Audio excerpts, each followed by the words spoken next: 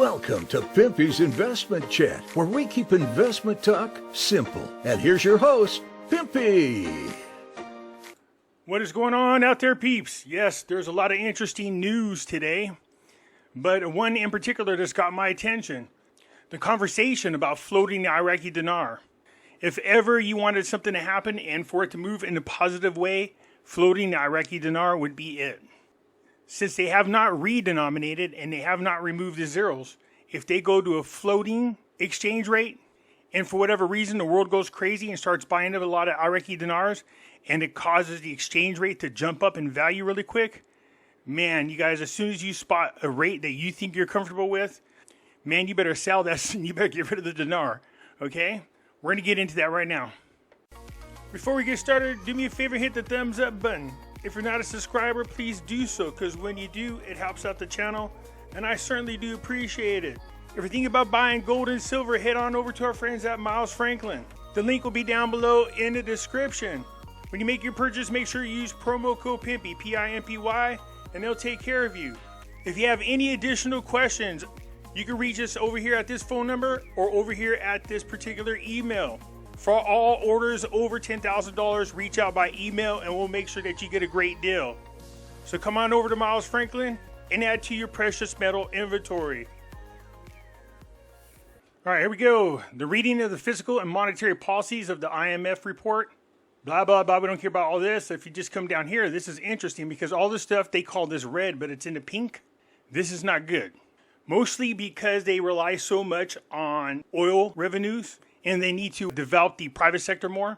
Let's take a look at this wording real quick. Although oil output accounts for 40% of the real GDP, non-oil output represents only a fraction of the total revenues and exports, making Iraq highly vulnerable to oil price fluctuations. Moreover, the public sector wage bill, under increasing pressures for mandatory recruitment policies, remains the highest in the region. This challenge is exacerbated by the lack of development in the private sector, which is hampered by factors including the footprint of the large state, corruption, bureaucracy, underdeveloped infrastructure, and poor access to credit. None of this should be shocking to you guys. We've spoken about this before. You know, this is a problem I have with people constantly pumping good news in your direction and only good news. They have to balance it out, man. They got to learn to balance out the news. Now, this stuff right here, I've already spoken about this many a times. Yes, Iraq is moving in a good direction. Yes, Iraq is taking huge leaps and bounds. But man, it's not like it's around the corner like they keep telling you. Oh, tomorrow it's going to happen. There's a lot of things that still have to be done. That's why I'm saying you have to be careful about what you're hearing. Just don't listen to news that tickles your ears. Make sure you listen to all news. This way you stay grounded. So we know about the corruption. We know about what's going on politically. We know that they're trying to get in a new representative for the Speaker of the House. I believe they already attempted once but failed.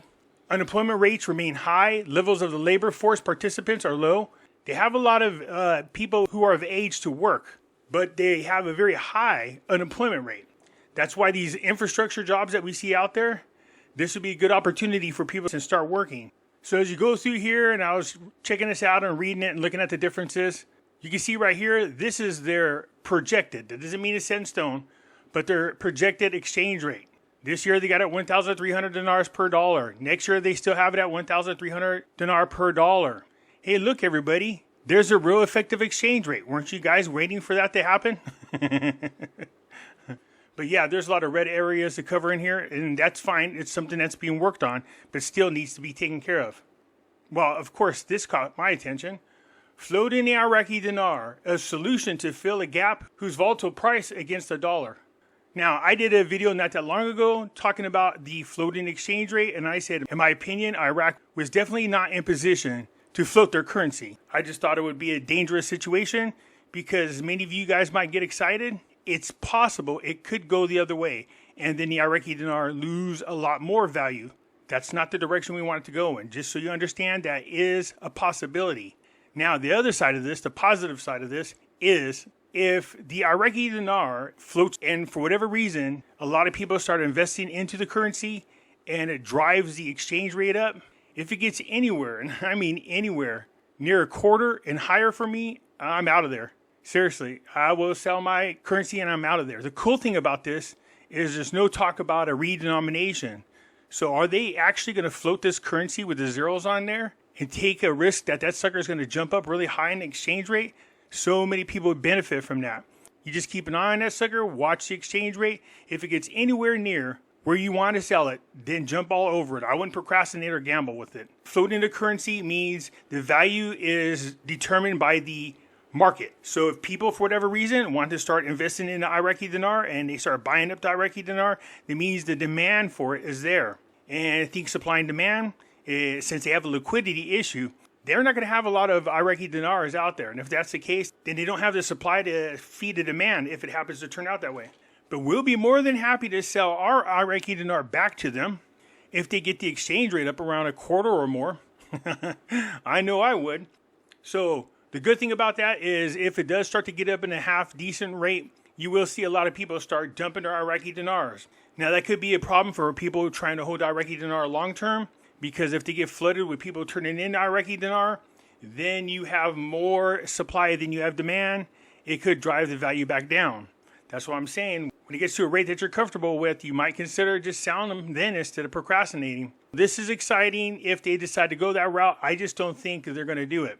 So I haven't even read this article yet. So I'm curious to see what they're really going to say. The stability of the Iraqi dinar has been facing great challenges for years, as it is witnessing price fluctuations that have not stabilized, especially with the rapid rise of the dollar price and its very slow decline, as well as the gap between the central bank of Iraq determines with what is sold in the parallel market, especially in banking shops that do not adhere to the instructions of the central bank. To avoid the syndrome of volatility and gap in the price of the Iraqi dinar against foreign currencies, some experts believe that the solution lies in a kind of surgical operations of the country's monetary system that may be painful, but achieve long-term monetary stability for the national currency through a float. Even I'm a little excited about this. I don't think it's a good thing for the Iraqi dinar, because if this fails, they can go the opposite way, which would be detrimental to them, their economy, and it would make a lot of people that hold the Iraqi dinar very depressed. But I keep thinking about the possibilities. If it does go up in value, it would go up a lot quicker than it would in small increments. The cash sell price, according to the central bank, is 1,305 dinars per dollar, while the price for remittance abroad is 1,310 dinars for every dollar, and the price in the parallel market is about 1,450 dinars against the dollar, and that was as of the middle of May. According to the local media, while it's reached levels of 1,600 dinars against the dollar in previous periods. For months, the Iraqi authorities have imposed restrictions in their efforts to control the exchange rates, limit all commercial transactions within the country to the Iraqi dinars, and put in place new mechanisms that subject the external remittance for further scrutiny. Iraqi economic analysts who spoke to the website warned some of those against making a decision that leads to the float of the dinar, while some believe that a immediate policy can be taken that suits the Iraqi economy based on a float and stabilization at the same time. That would be hard, because Iraq relies way too much on oil prices. And I think that can cause a huge fluctuation in the float if that's the case. Because the people, at a mere sign of something negative, people would panic and sell. This is the oil price. If you look over the past year, look at it up and down. That's volatility. That's not stability. That's not what you want to see with the oil market. And this causes a lot of problems for Iraq. So I know a lot of people would be paying attention to the oil prices, knowing that their budget is dependent on oil sales to fund their budget. But if OPEC decides to cut production and it drives the price of the oil up, I think people would get a misread on that and make an assumption that the Iraqi dinar is going to go up and start buying a lot of it. People who trade on the Forex, day traders, I can see them taking that gamble, driving the price up. Oh, they do ask the question right here. Does the flotation policy fit the Iraqi economy? The Prime Minister Advisor on Finance, Saleh, believes that the flotation of the currency price does not suit the Iraqi economy, especially as it is a rental economy dominated by reserves in foreign currency. Yeah, that's. So a rentier economy is what they're talking about.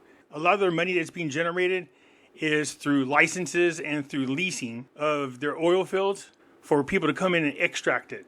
That's a big chunk of their money besides just exporting oil altogether. They really, really, really need to start doing what they can to build the private sector. So bad. But the big problem with that is a lot of the people who would hire a ton of Iraqis to work in warehouses, these people own a lot of these properties out there, a lot of these warehouses. They're all under sanctions, unfortunately. So the warehouses just sit there empty. There's nobody working them. So your unemployment numbers are up. Those properties are just sitting there, and that's affecting the private sector of their economy.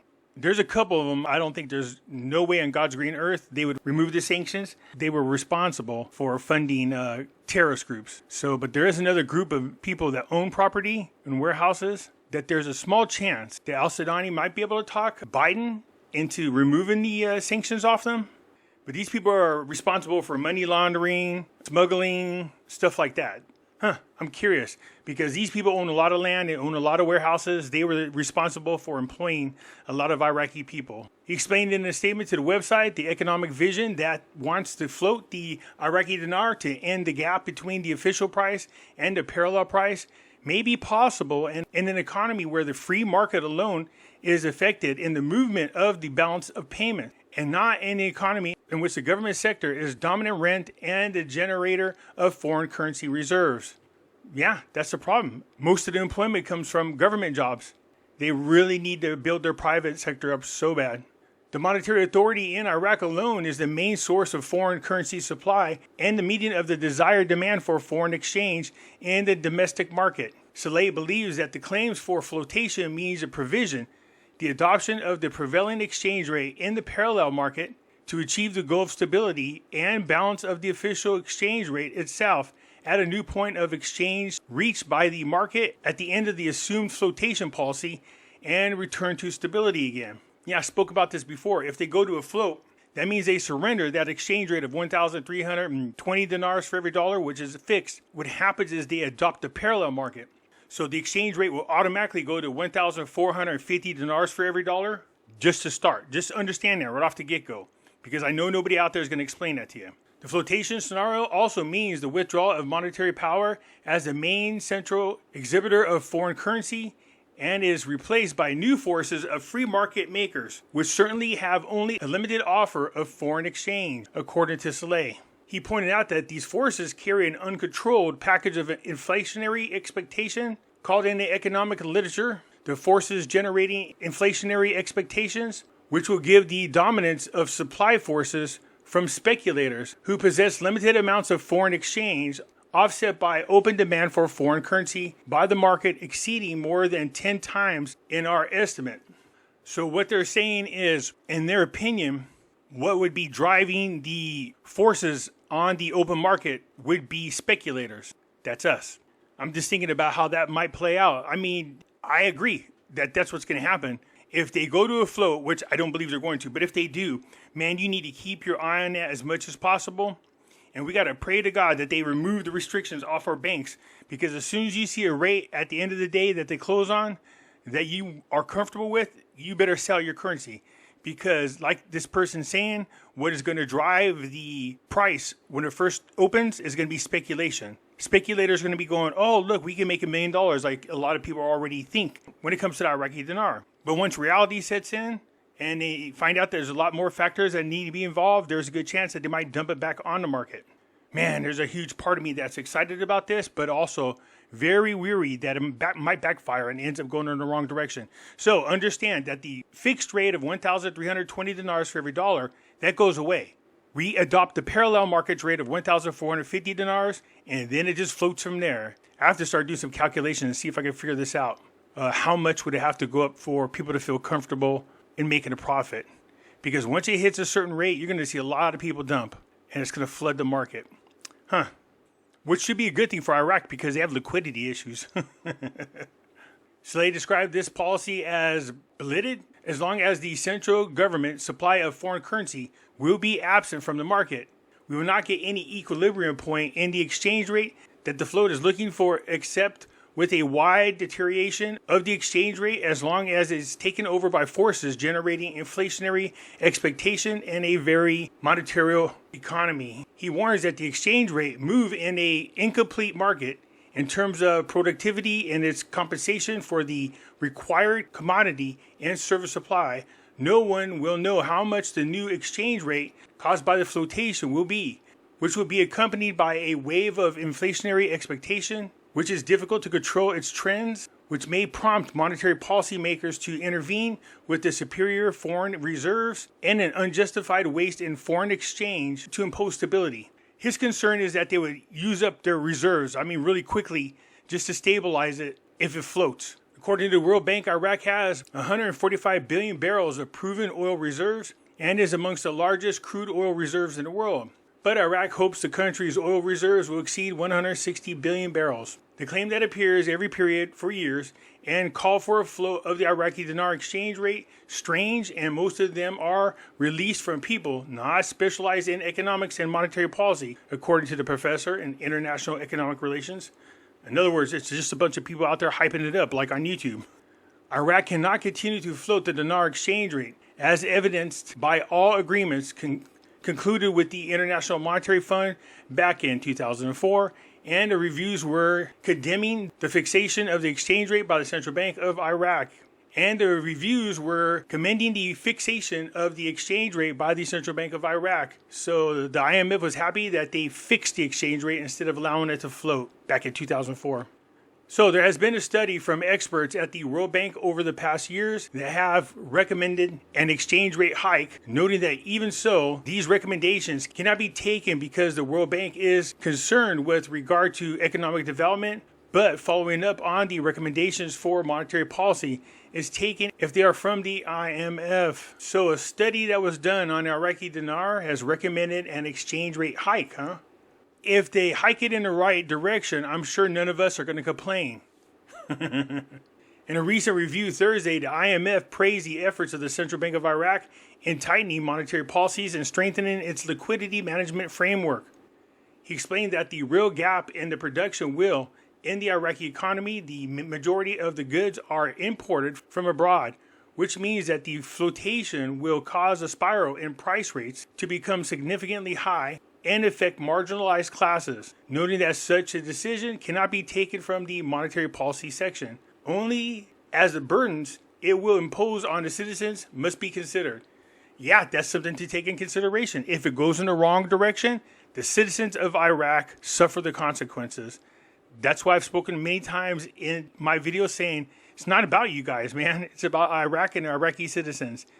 Iraq is not going to bend their ass backwards to make you happy or to make you rich at the expense of their own citizens. It's just not going to happen. So that is something that they have to take in consideration.